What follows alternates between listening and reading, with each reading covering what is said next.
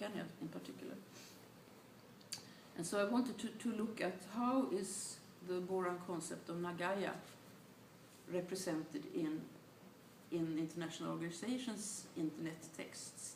Does it come through? Because to me, the valuation of Nagaya, the peace, is the central value of Boran life, really. So anybody who claims to have a basis in cultural knowledge about the Borana have to kind of signal this, according to myself. I think Nagaya is very central to Boran ideology, but it has also been put into practice. When I was there, when I wrote my thesis collected my fieldwork material in 1973, there was a strong concept of Warilibin, that you would not fight with the Gabra or the Gari or the Sakuye or the Wata, because they all belong to the Warilibin whom you don't fight. And unfortunately, as I can gain from the internet sources, there has been a lot of rather harsh fighting between these groups in these times when I have not been there. But what were the preconditions for this peace being put into practice? I think it was an emphasis on flexibility, compromise, and negotiation, and also on the type of notions and concepts that the Borana had for territoriality and identity. Now, a very common metaphor in Western thought is to see territories as bounded units that have limits, and identities also have limits. You are in or you're out. It's either or. But the Boran concepts, according to my interpretation, are more governed by an idea of something which is central, and from that which is central, the kind of influences goes towards the periphery, and there's no real limit to it. Different centra may overlap, and when it comes to identity, it's the central carriers of the Boran identity are the ones who are born in the right period to fit the Gada system. But the Borans were also very, very inclusive, and it wasn't difficult to be accepted as a Boran, even if you weren't real. If you were not corresponding to the central, you would be accepted, and you would be accepted as part of the kind of polity of the Boran peace, even if you were a Gabra or a Gari or a Sakuye who accepted the general value system. Now, the internet. What I'm going to talk about in particular today are international organizations, organizational self-presentations, and some commissioned reports. There are lots of different genres in the internet, but if you do search, they come up, all of them come up in a mix. And you get things coming up which pertain to different periods. There's no structured temporality to internet sources.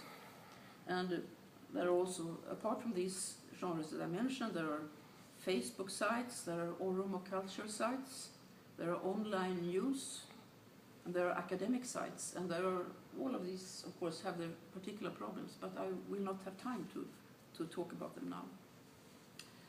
One thing which is very, very prominent when you start to try to look at all the sites is that there is no node. So you have to be very inventive in finding keywords search words to search for, like place names or names of common names, private names like Guyo or Wako. If you you search for them, you get a lot of Oromo sources. But the ones which come up first are generally these international organizations' sites. I'm interested in this because I wonder how accessible, we have the idea that everything which is on the internet is accessible to everybody, but you have to have skills in searches to find them, and you have to. It's not that you can just go to the net and find everything which is written by Borana.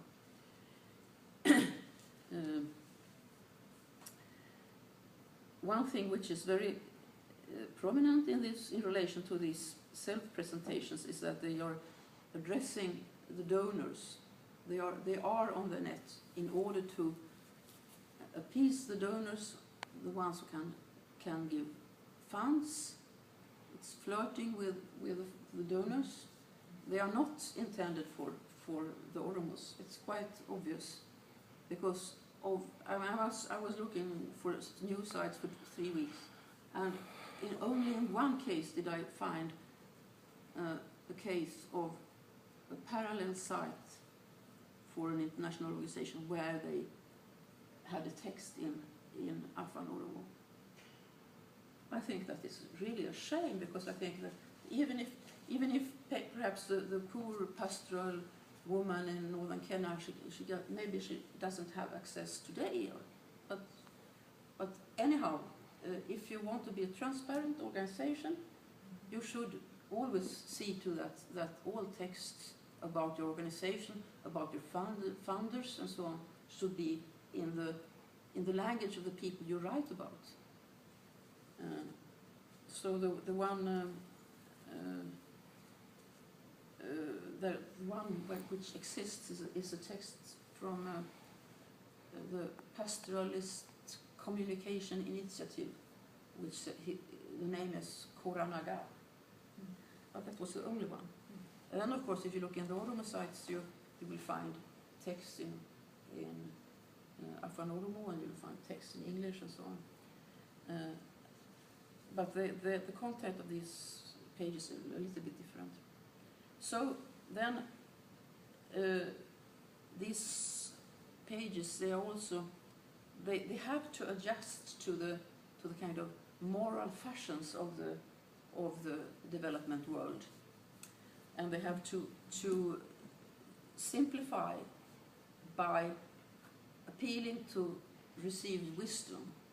So it's not what people think in the West, because so they are not really careful to present and complicate things.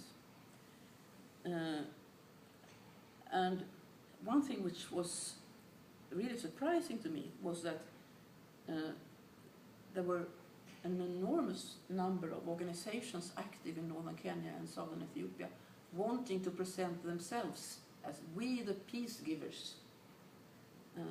They are emphasizing that they are guiding the peace process, they are taking initiatives.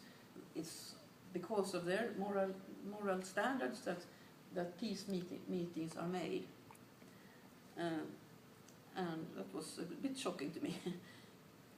But it's part of the logic of these organizations that they have to present their own merits, and they have to present those whom they claim to assist in terms of a need.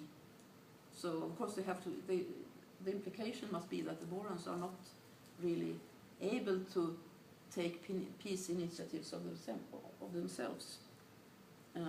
At the same time, presently, everybody has to present what they do in terms of safe grounding in grassroots work, and usually it's expressed in terms of community.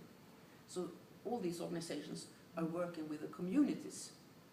Now, community is a very nice. It's one of these words which, you can't be against people working with the communities, but the problem is that how do you define a community? The term community communicates this. You think that the community is an organization which boundaries.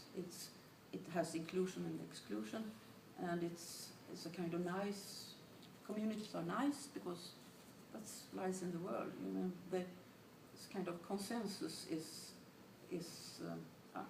understood to exist.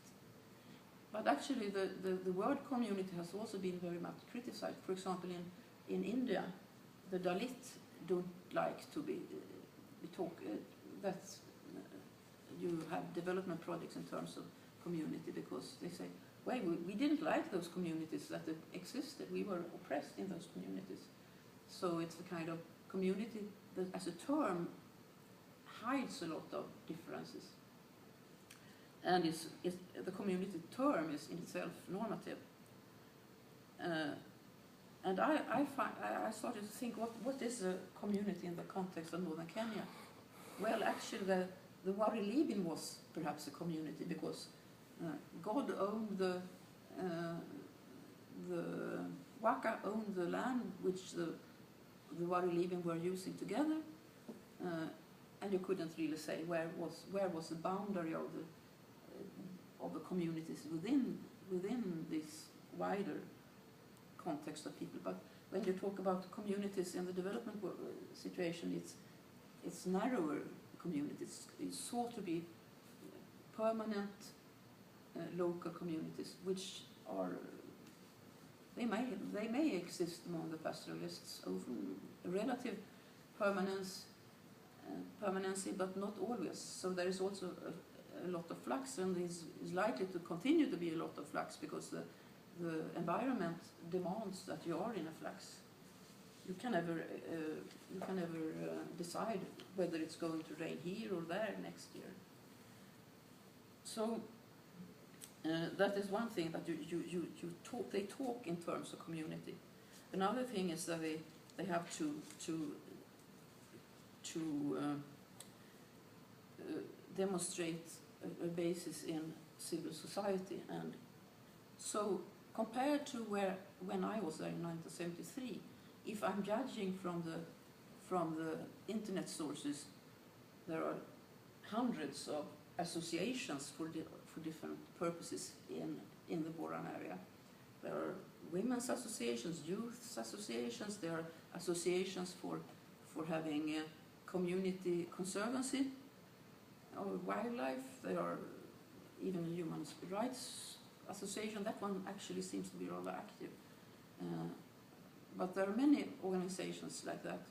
And it's impossible when you look at the internet to know whether these organizations actually exist, or whether they just existed at the moment when the umbrella organization tried to prove its local basis to the donors. So I find this very interesting. I am wondering about the ontological status of these organizations. Do they exist? And if they do exist, it would also be very interesting to know how they influence the local social structure of the Borana. And some of these organizations, the umbrella organizations, seem to have quite high expectations of how they are going to contribute to governing the Borana. They give prizes to the ones who have good governance. They decide on how to, if they have, sometimes they have common resources, like there are umbrella organizations that organize community conservancy, and then the local population, according to the nice descriptions, get access to parts of the income from the gaming tourism.